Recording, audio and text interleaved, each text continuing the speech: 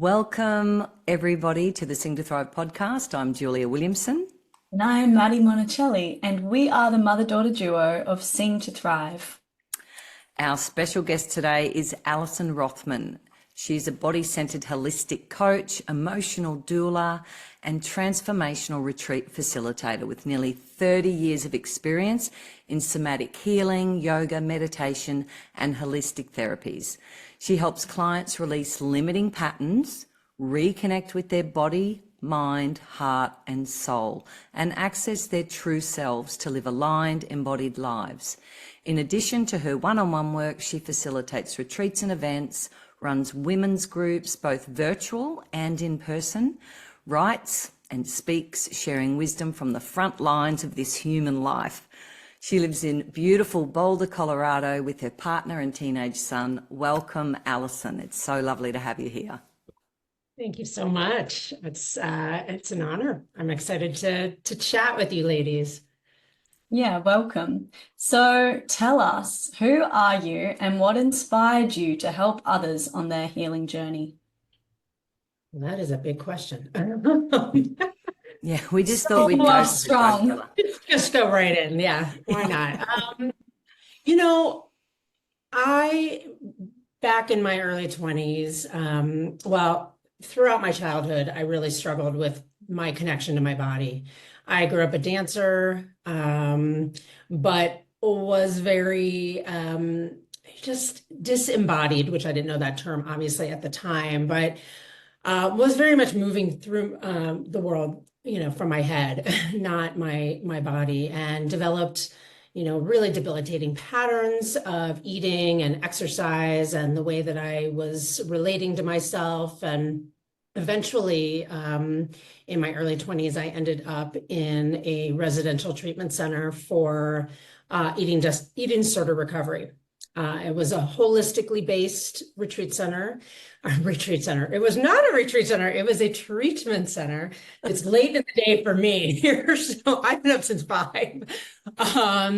But I was already a yoga and meditation practitioner, and like I said, I grew up as a dancer, and the treatment center really brought together all these different pieces of the holistic healing puzzle, and really gave me these tools to heal myself so that I could then take them out to heal others. And that really was the catalyst for the work that I do now in the world. And, it took time to develop it, but I just gained so many different tools and ways of meeting myself in unwinding and unraveling this, really deeply ingrained addictive pattern that was in me and really was killing me.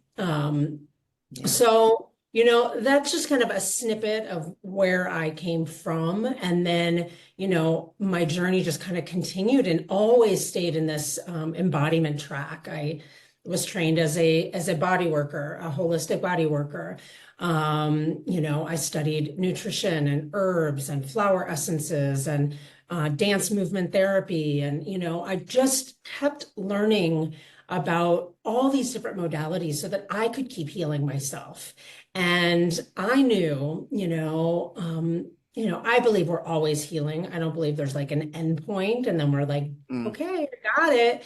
But I knew that once I could get myself to a particular point on my healing journey, that I would be able to hold space for others in a way that felt authentic and aligned with, who I am and my unique background. So that's, I don't know what other direction to go in, but I'll hit the pause. Yes. I love that because it's almost like you compared our lives, it's like a parallel life, except mine was singing, yours was dancing, yet that same debilitating belief systems around not being good enough, not being loved, being alone in the world, so many ways where I just wanted to escape my body because I hated what I was feeling. And then we shut down our feeling body And I believe that that's truly what embodiment is. It is going, okay, I'm okay with whatever I'm feeling. I want to feel everything, because understanding, for me, I like to think of feelings as the weather. They pass. You've got to give them space and they pass. And when you acknowledge them, you're acknowledging yourself and that aspect of you. And I think that's the biggest problem with a lot of people that are struggling, is that they don't want to feel that pain, yet if they just allowed themselves to feel it, it would flow through them and it's gone, it's expressed. Yes. And you receive the wisdom of whatever the underlying thing is. So would you agree, Maddy? Yeah, totally. Yeah. But that's also a lack of understanding how our emotions work as well and how they're stored in the body. So I think that's partly due to, one, lack of awareness of our own inner state, but also lack of education around that as well. And it's an evolving journey. Healing, we are constantly evolving and constantly learning and becoming more aware and more embodied with every choice we make. So don't make. So yeah, I would agree. Yeah, I always say we have to feel it to heal it. And for some reason, I think it's societal conditioning. There's also trauma that runs in a lot of people's system, and it really literally is terrifying for them to stay present in their bodies and to feel emotions, because they feel like they are literally going to die, Totally. if stay with it, right? And so, yeah, we can say you just need to stay with the feeling and let it cycle through. But for some people, that's like, are you kidding me? Like, I can't do that, So that's where, it really feels like our work is so parallel, and that we create the space for people to explore that and learn how to stay present with it Totally. through the voice, through the body, etc. So, And it's also habits, right? And also, again, it's that lack of awareness of how we're feeling just on day-to-day things, because we get this from that trauma. We tend to just shut everything down to the point where making a decision of like what to have for lunch becomes difficult because you don't even know what you feel like. And so, yeah, it's this learning / unlearning your programming and your habits, and becoming more aware of yourself. Yeah, I'm just remembering we do past stage clearing and healing.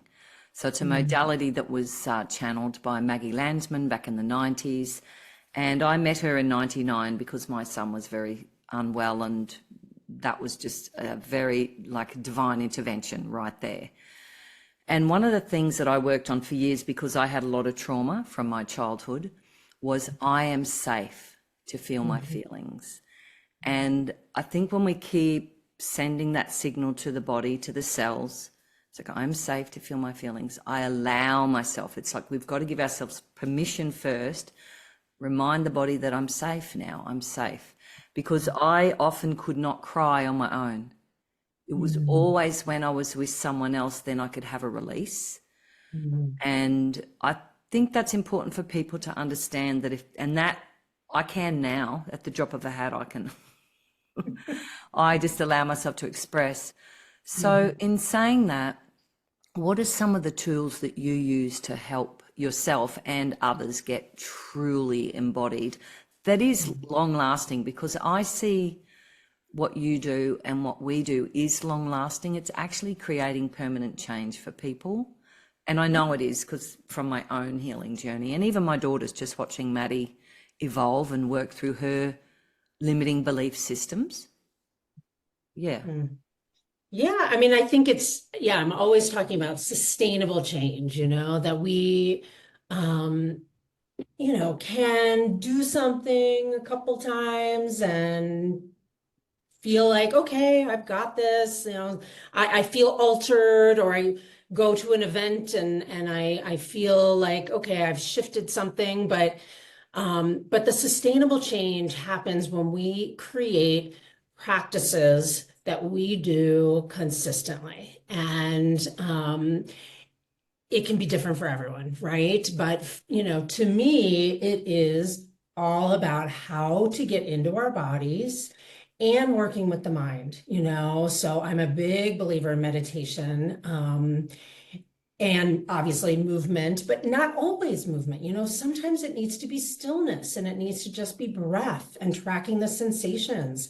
But there has to be something that we do every day that we start to build new muscles, from within. And I always say that, like, if you are wanting to, get physically fit or whatever, and you go to the gym and you're like working out and lifting weights, it's not going to like just magically happen overnight. It takes diligence, it takes consistency. And this is the same with our emotional capacity and our ability to learn how to stay present in our bodies takes practice. And so, it's twofold. It's like, okay, we need to do these practices on our own, but then how do we put them into action? And that's really where, the whole embody life, business came from. How can we bring this into our day-to-day lives, so that when, bigger events happen, and, I've had a lot of trauma in my adult life, mostly,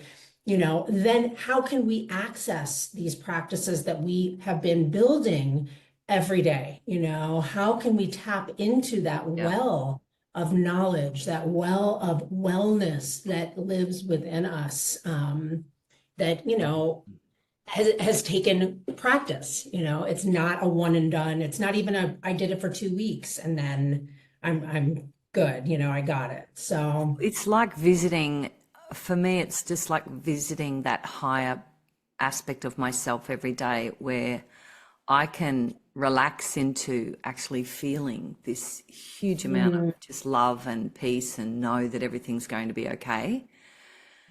And something you said that I think is really important, it doesn't really matter what it is. When I say that, I mean, it doesn't have to be you sitting in lotus position meditating. You can be gently walking, you can be riding a bike, you can be gardening, you can be washing up and humming to yourself consciously. It's like, all right, while I'm washing up, I'm going to hum. Because humming massages the vagus nerve. It's a conscious activity that you're doing with yourself. And what would you say, Maddy? What do you do on a daily basis? What do I do?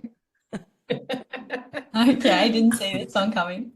I mean, I sing all the time, but I definitely notice because I have such a high vocal load with teaching and performing a lot, I'm more wary in my alone time with how much I use my voice. So I do tend to hum to myself as opposed to sing to myself because I try not to sing. But yeah, I find that is very calming for me. And it also helps me focus on my breathing. I love breath work and I love meditating. And of course, we do our past stage clearing and healing practice, which is kind of a form of meditation / visualization process. But I find that sometimes if all of that feels too overwhelming for me, I will always result back to humming to myself to calm my nerves down or my nervous system down. However, there's always those nights where you just like need to move and you have excess energy, in which case you just have a little dance party in your living room. And I remember when I first got into 5 rhythms, that was incredible for me. And I live in the Byron Shire in Australia. And there's like 3 nights a week where there's ecstatic dance practices in the area where there's just a hall filled with like over 100 people and they get new DJs every week and everyone's just in their own space doing their own thing. It's kind of like 5 rhythms where it's just free dance the whole time. And that was really healing for me to show up to one of those and just let myself express through movement in any which way without the judgment and letting that go as well. But sometimes you got to start in the living room without an audience. All about that living room, kitchen, dance parties, whatever works. Yeah, and and I think that it's important to also really recognize that, so I was a single mom for 11 years and had very little time, energy, money to be, doing all the things that, I had to really create these opportunities in my home. And they were little micro moments, so I'm always like, with clients, focus on what you can do to get yourself into your body, what you can do to soothe your nervous system. Maybe it's a bath, maybe it is, a big fan of the binaural beats, listening to the binaural beats and getting on the ground and just breathing, putting your legs up the wall, so it's like all these different pieces to me bring us right into center, and anchor us in our root. And that is how, I feel like we heal on an embodied level. So, and I love the vision of the, what I facilitate is influenced by the five rhythms. So I love the vision of you in the fields with hundreds of people. That sounds amazing. Yeah. Everyone loves it around here. They could double the price of the tickets and still fill the room. Cool. Yeah. So great. Yeah. And Madeline, you were a really good dancer growing up. You did more dancing, a lot more dancing really than singing in your childhood up to the age of sort of 12, 13. You were doing a lot of acrobatics and circus. And so I wanted to ask you, are they the same practices that you use? Because for anyone listening that's struggling with addictive behaviour, what are some of the key tips that you would say, this is what I did to truly move through these addictive behaviours? Because I understand now, I didn't understand when I was doing it. I thought, gee, singing works. But there was so much more than just the singing that was happening, because it was the positive neuroplasticity and the epigenetics. And I understand that, our habits are so important, because that creates, that has an effect on our decisions and what we choose. And then that affects our reality. So if we can just get into a habit, and I think with people, they get into a habit for a while and then they let themselves down. And my message would be, don't beat yourself up. It's okay. Just go for a walk. Put your feet on the earth. Be with yourself. And so do you have any key things that really help shift the addictive patterning in you and others? Yeah, I mean, I think it's great that you brought in the neuroplasticity, because, I always am reminding people that we can literally change our neural pathways, like in any given moment, that if you are on a track of addiction, that just starting to do little things differently starts to shift those pathways and starts to give us the opportunity to create changes and to choose to actually do something different, right? So, I work on a holistic level. So I'm always like, I'm a big believer in what can we do from the inside out to support our systems? Because most people who are struggling with addiction, I don't want to generalize, but their nervous system is very heightened, right? They're they're just in like kind of fight or flight, right? So we need to, nourish the nervous system. And I'm a big fan of drinking teas, Tulsi, ashwagandha tea, different herbal tinctures. I work with flower essences a lot, so it's like, okay, we can take this stuff in so that we start to kind of just calm our body. So then from that place, we can empower ourselves to make different choices. So, it's like, it's that. And then, for me, and, I say this with any addictive behavior, and this can be losing our patience with our children, which, I have a teenager, so I'm just going to leave it at that. I've never done that.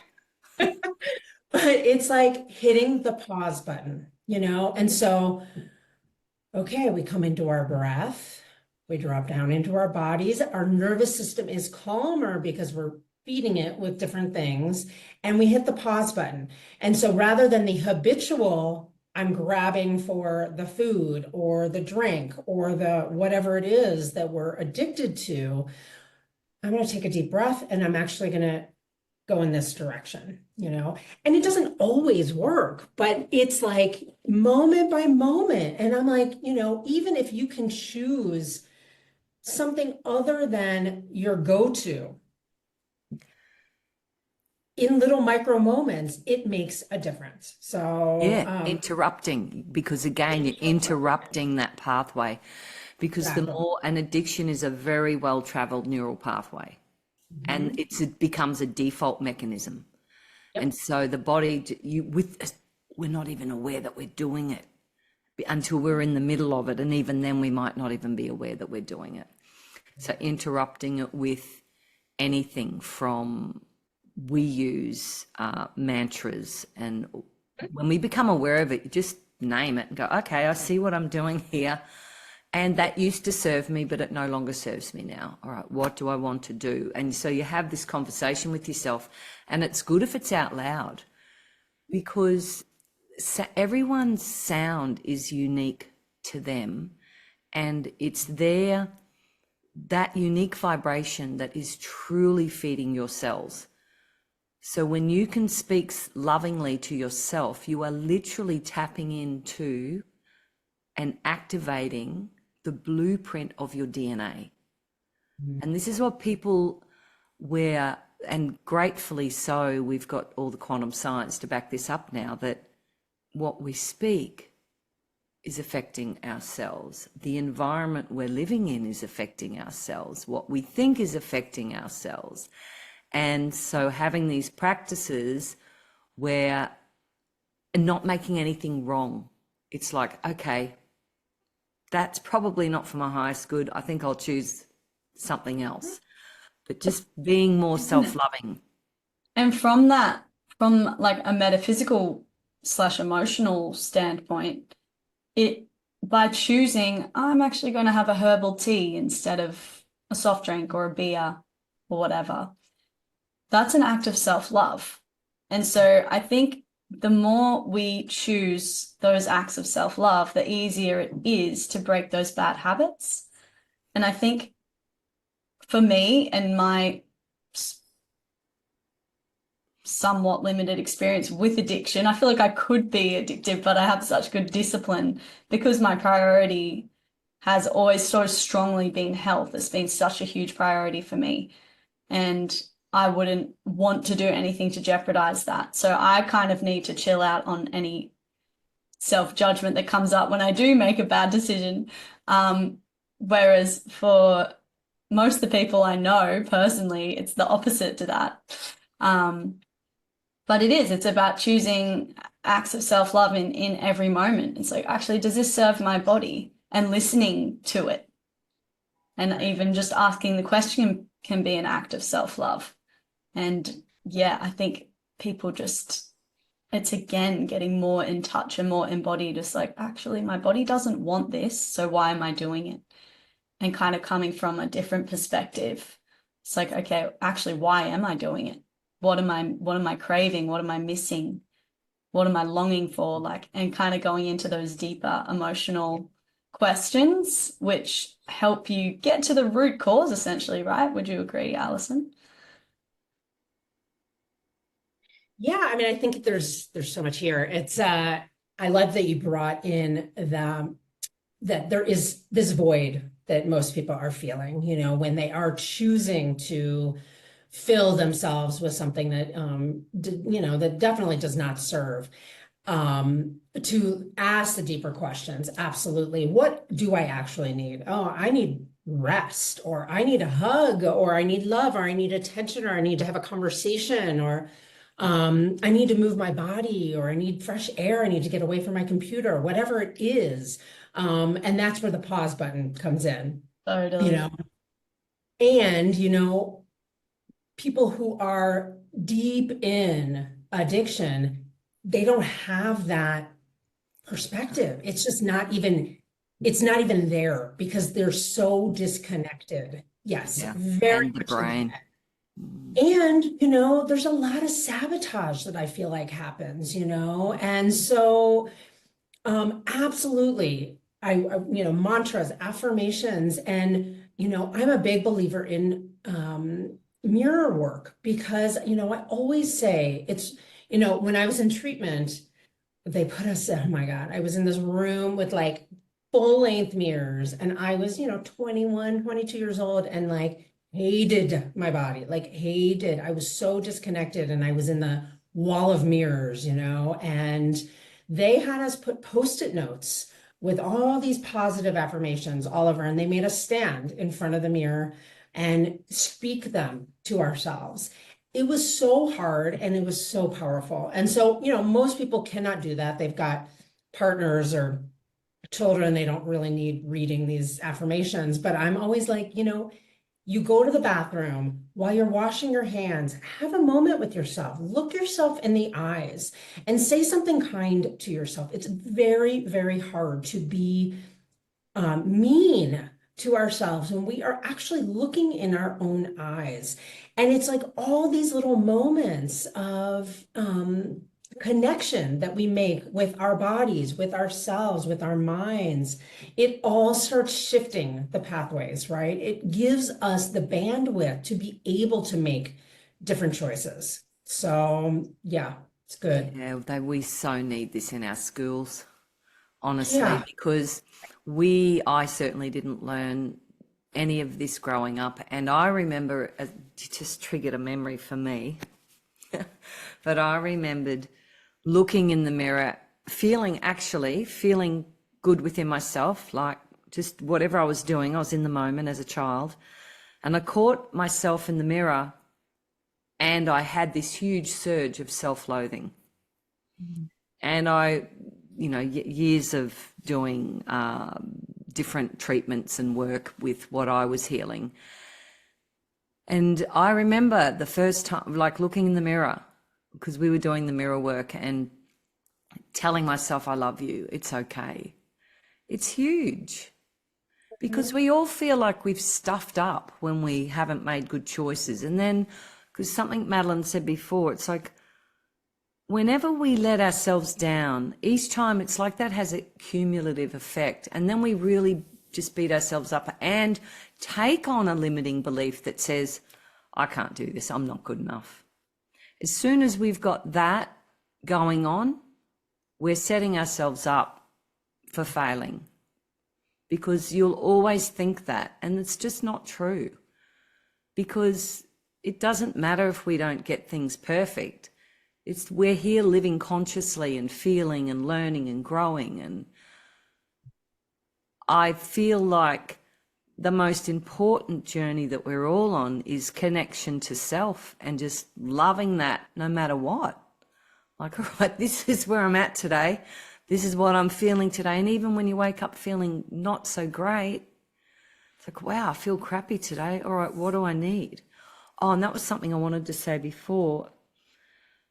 I've started using this kinesiology method, which I think would be good to share with people, because sometimes when you think something's good for you, and I've noticed lately, especially with supplements, like I'll pick something up and you hold it against your solar plexus and you just stand there in a neutral position and you try and empty your mind of just any thoughts, and you'll either rock forward or back.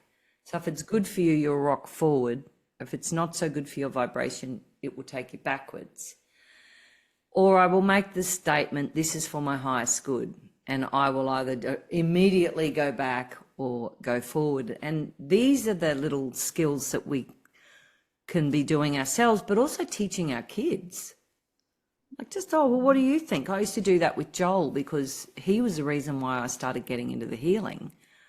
I was suffering. I was not looking after myself, but I couldn't stand by and watch my son be sick. And then that's how I met Maggie Landman, and I got out of Western medicine and went the natural route. And that was, whatever that was, 25, 26 years ago. And he used to pick something up and he could just hold it as a baby, like a toddler, and go, "Oh, mummy, that's no good for me," and hand it back. So I'd have him in the trolley. There was not a lot at the supermarket that was good for him. And, you know, I don't even shop at the big supermarkets anymore. There's not a lot of, there's nothing processed that's really safe or good for us. And that's the other big topic, I think, is our gut health. Because the microbiome affects the way we think, and then that affects our choices. It affects how we feel. And that's something that when I'm working with someone, it's always, all right, well, these are the things you can be doing, but also what's happening with your food. What are you putting in your body? It's like what you were saying before, choosing a herbal tea instead of say a coffee, for example, that's just going to drive your adrenals and not serve you, you know, a few hours later. Yeah, I mean, it feels like it's all like advocacy for ourselves, you know, and you know, having the capacity to make new choices is, you know, is a skill in and of itself. And you know, I believe that we all have that innate sense of wanting to feel healthy and well and empowered and upright in ourselves, and that sometimes life kind of gets in the way of that, and that it is this constant dance and choice of being our best advocate and really attuning to what it is that we need, and then letting the ripple effects, you know, onto our children, our partners, our communities, and how can we be of service in that way to do so. So I've got a question. I've got what I believe, and Madeline and I are both on board with this. What role do you think authenticity plays in people's healing journey? It's interesting. I just put up a post this morning about authenticity, as it's definitely just swirling. You know, I feel like it is the cornerstone of healing, and it's layered and it's complex, and it's a process of discovery. You know, I mean, as you know, I believe as we get older and more attuned to ourselves and our authentic, you know, our own personal authenticity and our ways of moving through the world, we naturally, you know, feel better in ourselves, and therefore draw in people who resonate on that vibration with us, you know. And when we are our authentic selves, we inadvertently give permission to others to be the same, and that is just such a gift, I feel, to humanity on the whole, in my opinion. Totally. And so I guess because authenticity is massive right now. I feel like everyone's talking about it. And it's like, okay, well, some of the things we've talked about today, you know, becoming more embodied and listening to yourself and advocating for yourself are very important components of being authentic. But what are some other things that we can do on a daily basis, in your opinion, with what's worked for you to be our most authentic self? Good question. Yeah, I mean, to me, it's, again, it comes back to our connection with ourselves and nurturing that connection. And so, you know, what works for me is my daily meditation practice. I start out my day every single day sitting, and sitting quietly with myself gives me the opportunity to really be able to sit with whatever comes my way from a place of authenticity, from a place of alignment. I have gotten to know, you know, over the decades, I've gotten to know how my mind works, you know, and what is my ego that's talking to me and what is my true voice. I also write a ton, and am a huge believer in creative expression. And, this is where your singing comes in. And, so it's, for me, writing is where I really am tuned in to my most authentic self. And then it's how I move through the world, and does this feel like I am attuned? Okay, I am dropped into my body. And it doesn't mean I'm always, like I got really pissed at somebody who was tailing me today, driving in the car. And like, that's from my authentic self, does not like vibe with like road rage, but in that moment I was pissed, right? And that is, I guess that is, I'm allowed to be angry. Thank you. Absolutely. Yeah. But, I feel like it's just this process of getting to know ourselves. And then how do we take that out into the world, into our relationships, into our partnerships, into our work, into our communities, while we stay like in this place of being upright and in alignment with our truest selves.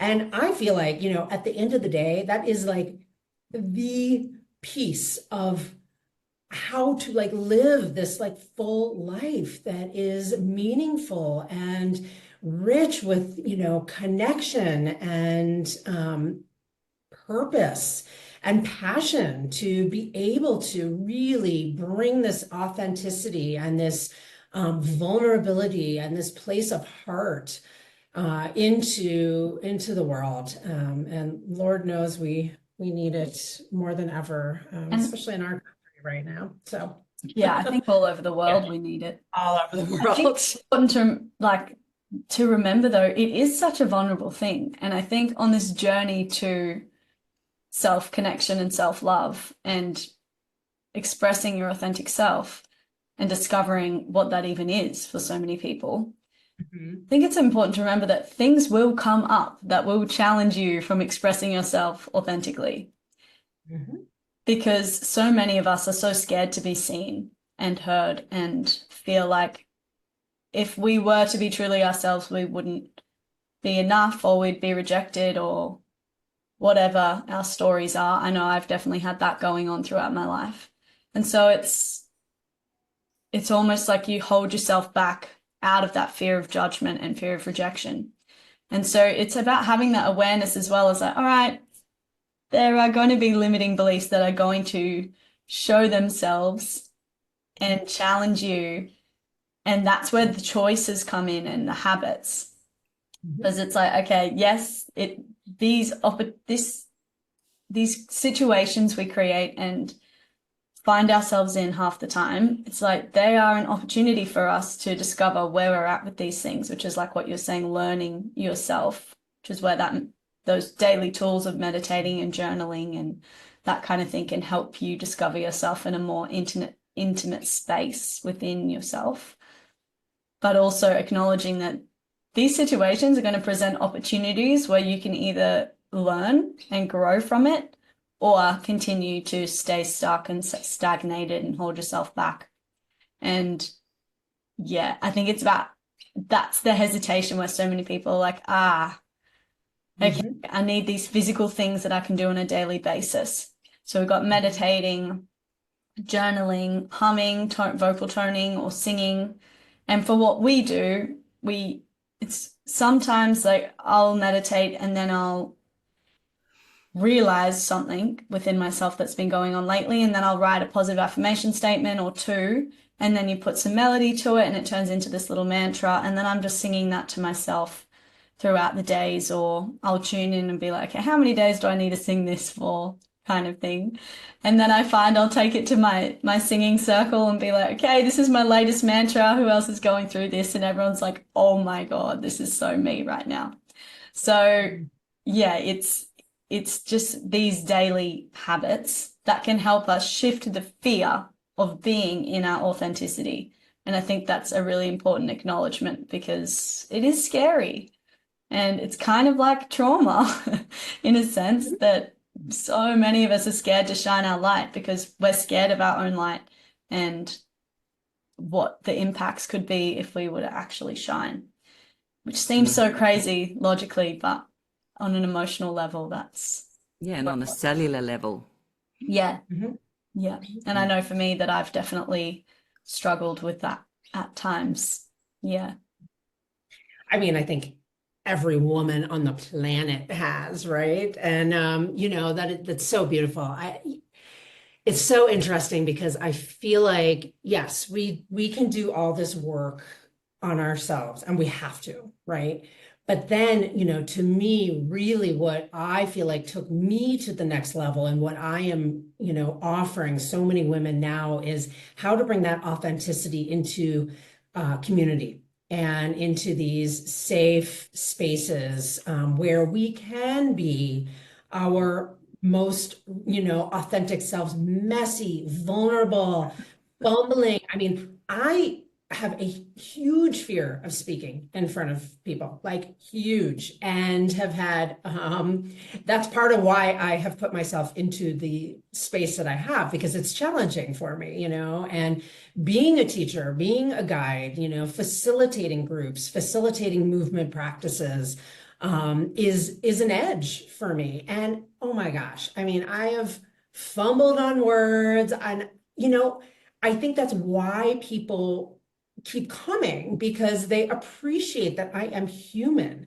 And then, it carries into these circles where we share, and across the board, one of the biggest pieces of healing is like, I have never been able, these are participants that, I've never been able to share so openly in circle with other women and actually feel heard, actually feel seen, not feel shamed or judged, feel loved and accepted, and just witness to the, all that I am sharing. And I believe this is how we're gonna heal the planet, is women coming together in these and even our conversations, like we need to be having these conversations in order to continue to promote the ripple effects of women coming into their most authentic and empowered selves. So that was a huge tangent, but I No, got that fired was on that one.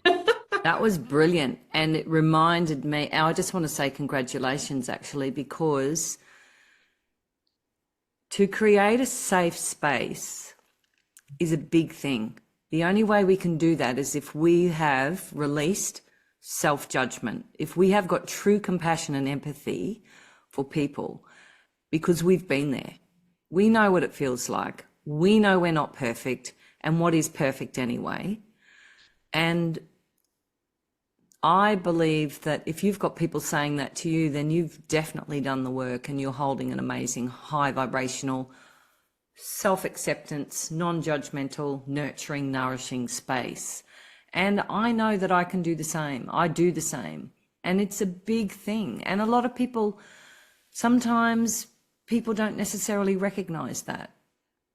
But that's okay too. It's like we create the space and we just let them come in. And I always would think it was funny that people would, they'd come in petrified to a singing class. It was like a singing circle, and it's not about being perfect ever. And then they'd bounce out of at the end, they'd be bouncing out. They were that happy with themselves. And one of their comments would be, I can't believe that I had so much fun and did that without being drunk.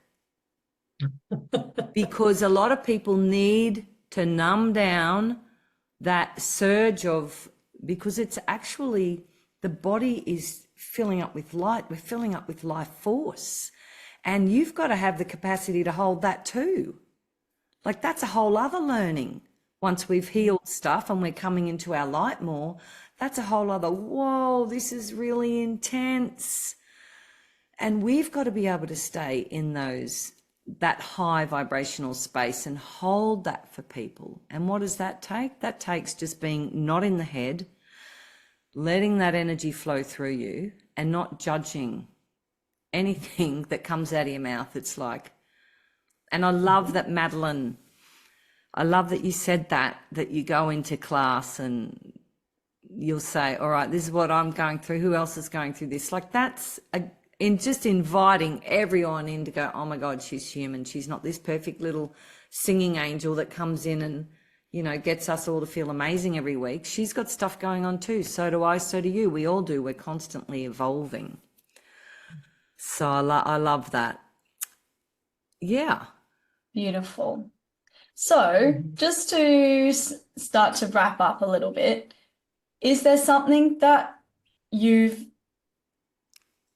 would like to share that we haven't talked about yet today?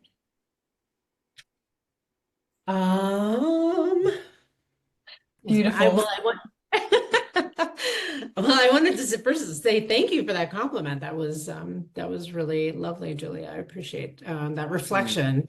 And you know, I love that you also brought in okay, we've done this healing work, we've had this moment of expansion, and you know, it's, you know, the same with the dance. You know, people are used to like being intoxicated to like cut loose, right? But we're like cutting loose on the dance floor and moving big energy and, you know, feeling joyful and open and connected. And then what? What do you do with that, right? And so I think that there is, you know, that piece of how to anchor. Yes, we need to, you know, do all the RX on our healing, but then, okay, we have these moments, you know, these experiences in these circles or wherever, retreats, etc., or just in our own practices of actually feeling in our bodies, actually feeling in our power, feeling our most authentic selves. How do we sustain it? You know, what do we need to do to actually hold that container? And I don't think there's one answer here. You know, I think it's you know, it is this constant dance of, okay, then we go back out into the world and we get cut off and we're like, you know, we're back into that mode. But okay, how do I come back into center? And so, you know, I feel like it's you know, my biggest advice always, and I don't love giving advice per se, but is like create a tool bag that is yours. You know, like we can grab all these different pieces from different healers and different teachers and different approaches, but we each need to find what works for our lives, you know, and what works for our life circumstances, you know, and situations, and that no one can tell you what you need to do, that you, at the end of the day, you are your greatest healer and your greatest teacher. And you do have the answers within, we all do, but it's about the undoing. I think somebody said, I think Maddy was talking about the undoing process, you know, so that we can redo and come back into and pull these new pieces of our actual true selves, and so that we can move through life from that place. So yeah, beautiful. And from that joyful place. And I think that's what, yeah, people forget. It's like, okay, everyone looks at this healing journey as this like hard, forever winding road, and Arduous. it doesn't have to be that way. And that's what we're all about at Sing to Thrive. So it's like, this is a joyful path to healing, and singing, movement, whatever practice that you want to put in your toolkit that works for you, as you said, is brilliant, because we all need to find those things that work for us, and everyone's different. Of course, we're going to have different modalities that resonate with us at different times as well throughout our journey of life. So yeah, but I think it's remembering that it doesn't have to be painful and arduous. It can be fun. And can I just interject there? Because again, Alison, you triggered another memory of giving yourself permission to be happy, to be joyful. I remember shutting it down because my parents were not happy. And I remember coming home this one day from school feeling like overjoyed, coming to a house that wasn't happy and going, oh, it's not okay for me to be happy because they're not happy. So we really need to investigate those limiting beliefs that we took on as kids or in past incarnations around, it's okay, I'm not responsible for anybody else at all, how they're feeling. I'm allowed to be joyful and happy even when other people are suffering. It's okay, because it's almost like I know our vibration does help. So being your joyful self helps to heal other people. And I just felt like that was important to share, because that was huge for me. I shut down that and even wouldn't let myself get too excited or too happy, and I would just temper it all down. And now that's not the case. But I often, and again, this is for everyone to look at within themselves, sometimes I notice I'm different. You know, like if I'm around family members, I'll behave slightly differently. I won't be as exuberant, or I won't be as whatever as I would be with all my friends, because there's less judgment, and being so empathic, I can feel. But now I'm at that stage where it's like, well, I really don't care what they think. It just doesn't matter. But while we're getting to that, I think it's important to remember too, it's like, it might not have just happened in your childhood. Like, we carry generational trauma with this kind of people pleasing and emotional suppression as well. So it can be, it's huge. Allowing us, I wrote a whole mantra about it. It's everyone's favorite mantra to this day, the happy mantra. Oh, that's a good mantra. Because you should sing the happy mantra for us, Maddie. Oh, come on, Alison would love it. I would love it. And then come on, Mad, sing the happy mantra. Okay, I'll put my settings on for music. So I wrote this because I've always struggled with allowing myself to feel happy and feeling deserving and worthy of it as well. So this is my happy mantra. I am happy, I am fun, I am creative, I am strong, I am wise, I am brave, I am the love that I crave, I am open, I believe, I am abundant, I receive, I am wild, I am free, and I just love being me. And you just keep repeating that. I love it. And it's so catchy. You can put harmonies on it. It sounds great in class. Everyone just walking around the room clapping. Oh, Madeline, that's a workout, that mantra. It is a work. It's actually a really good breath workout as well, because there's not really many places to breathe or swallow. So sometimes you have to sacrifice. I know, if I'm tired, I never do the happy mantra. So yeah. Too much hard work. That's Too much work. But yeah, it's sorry. No, sorry. Yeah, that mantra has helped me a lot in helping to feel and allow myself to feel more happiness. Yeah. Yeah, I mean, and I think that just with the authenticity piece, that it is, yes, we need to be able to be happy, but also to be real about, and emotional and sad, or, and it doesn't mean we're wallowing. And that's what I'm, constantly talking about, like how to be a fully feeling person, a fully feeling human. And I think that is, that's just essential and that includes joy and happiness, which I think, many people mute, tend to go towards the sad and the grief and the, even anger, more so than the joy. But, it's just how to encourage and support people to really feel that full range. And for us, as teachers, to really model that, that piece. Yeah, so, lead by example. Yes, exactly. Definitely. Yeah. Exactly. And it's true. And I feel like I've been saying this a lot lately, but one of the biggest realizations for me with that full spectrum of emotional feeling is that as a child, I thought that if I just suppressed the pain, that everything would be better. Mhm. actually suppress all your good emotions as well.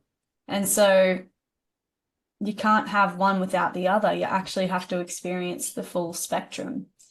Yeah. And yeah, once you come to terms with that, it's like, well, if that means I have to experience like all this pain I've been avoiding and suppressing, that also means I get to experience all this joy and happiness and pleasure that I've been suppressing as well. So yeah, it's about, I think, choosing that. Mhm.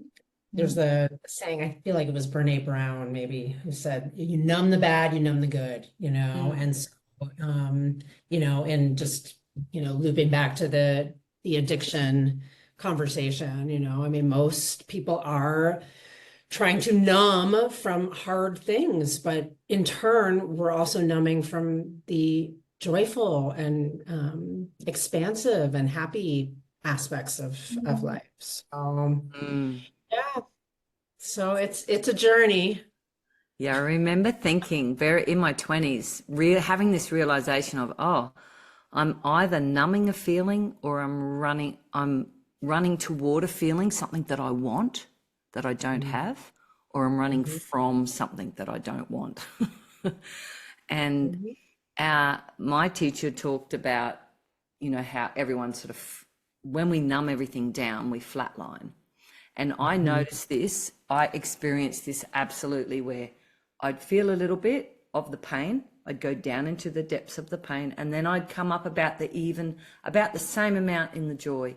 And then the deeper I went with the pain, it was almost the higher I could go with my joy. And when I could go really deep, and I know I've lived and breathed that. I've been doing the work for 24 years, and it's like, when I go deep, I know, just surrender. This is going to feel like this for however long. Just don't worry about how long, because it will pass. And then you'll come out even higher and you'll be flying and it's all good. And you need to shift this anyway. So just be with it. And yeah. Wonderful.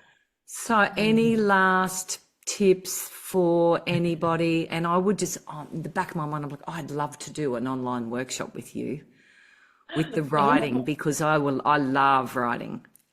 So we should yeah. stay connected. And Oh, we definitely will stay yeah, yeah, connected. I know. I'm yeah, like, yeah. oh, is it over already? This is so nice. We should You can chat more keep often. talking. No, it's fine. I just feel like really honing in on the piece around finding your own unique path Yeah. of being, of healing, of growing, really extract, from different modalities and different people and different teachers. But, for me, I consider myself kind of a self healer because I never really grasped onto one particular way.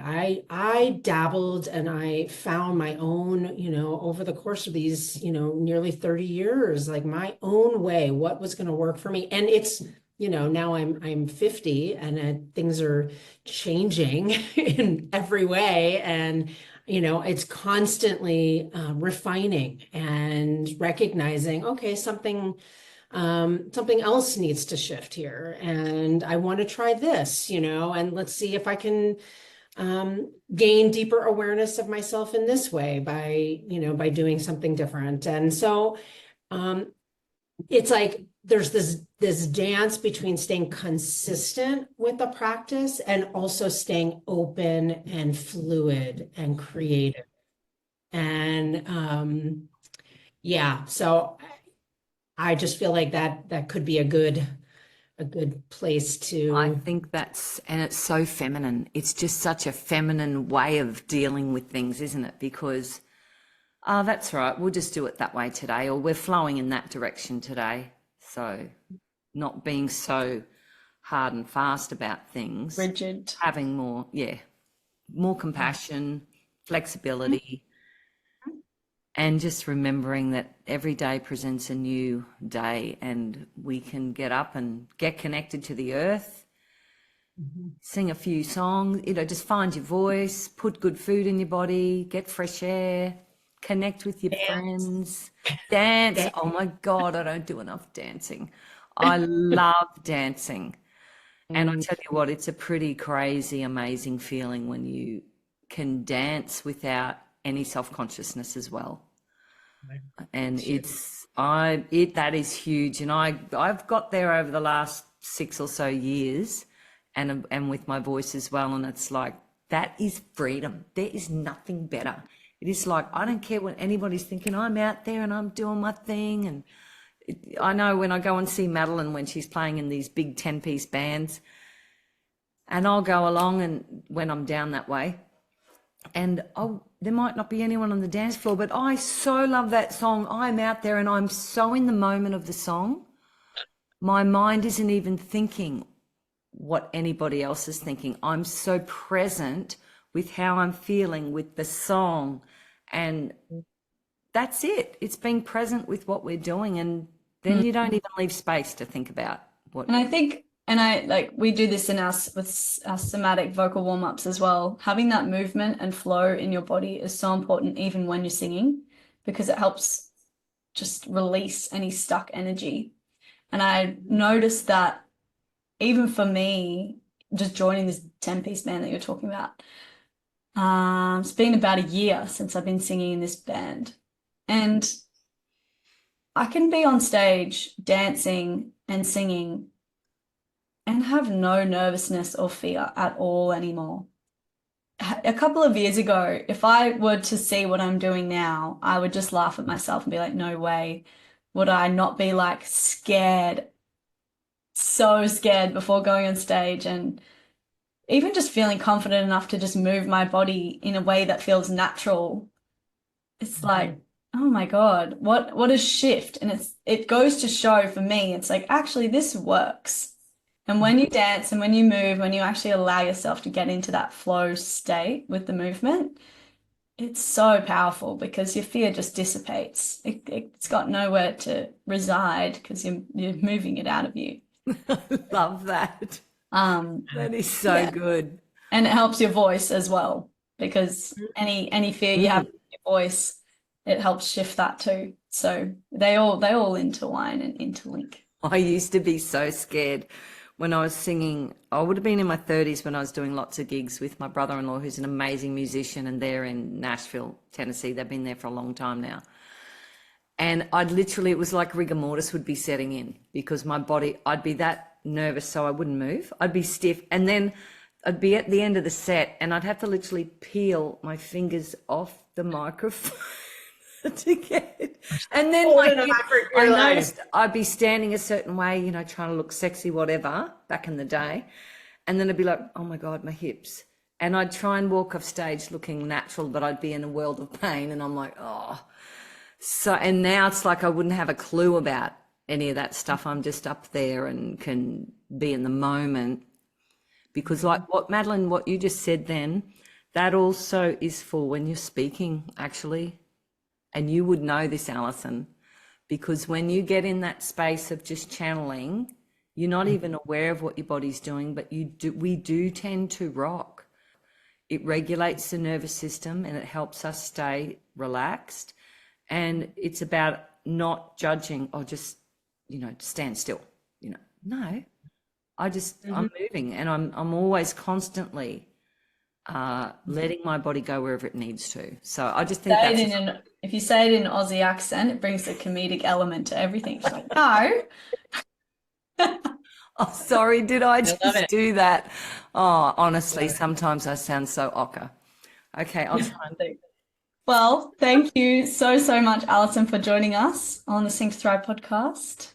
And it's been a pleasure having you. Yes, thank you so much. And please, let's stay connected, and we'll put some beautiful offering together for our audience where they can truly benefit from movement and dance and somatic and embodiment practices and voice, because that's where it's at. It's fun, it's joyful, and healing does not have to be this long, arduous journey. It's meant to be fun. Sounds wonderful. And thank you both so much for just your gracious invitation and beautiful conversation, and just really appreciated having this time with you. Thanks, Alison. Thank you. Alrighty, so much love. Thanks everyone for listening. Ciao.